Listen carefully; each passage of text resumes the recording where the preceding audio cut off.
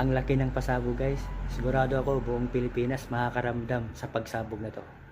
Si Lisa Marcos at Presidente Marcos na hold sa Los Angeles Airport sa Amerika.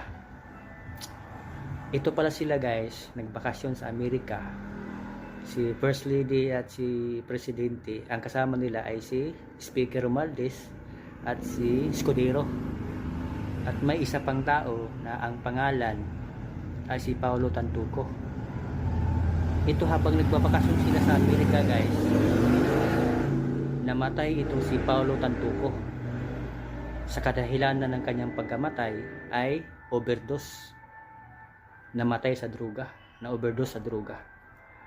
Ang masaklap pa nito guys, itong si Marcos, Lisa at Presidente Marcos at si House Speaker at saka si Escudero, nakuhaan sila ng droga ng mga pulis ng taga Amerika.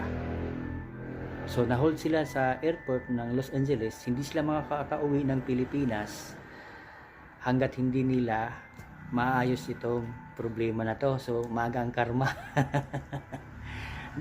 Nung nangyari kay tatay, naiyak-iyak tayo, pero ngayon medyo nakaluwag na rin ako. Iwan ko lang yung iba. Ngayon guys, ang kwento pala nito, kaya biglaan nilang dinampot na kahit walang kaukulang dokumento, nadamputin si Tatay Digong. Sa kadahilanan pala nila guys, mapagtakpan itong krimen na nagawa nila at yung droga na nakuha sa kanila. Ang laking pasabog, di ba? Karma is real. Kaya pala na dinoko si Tatay Digong para ang issue na naman mapokus na naman kay Tatay Digong. Matatalino. Pero ika nga, kahit anong talino mo, kung ang panahon na, kung ang mundo na o kung ang Diyos na ang hindi papayag sa inyong ginagawa, so talagang mabubulyaso talaga kahit anong gawin yung pagtakip nito. Sisingaw at sisingaw talaga.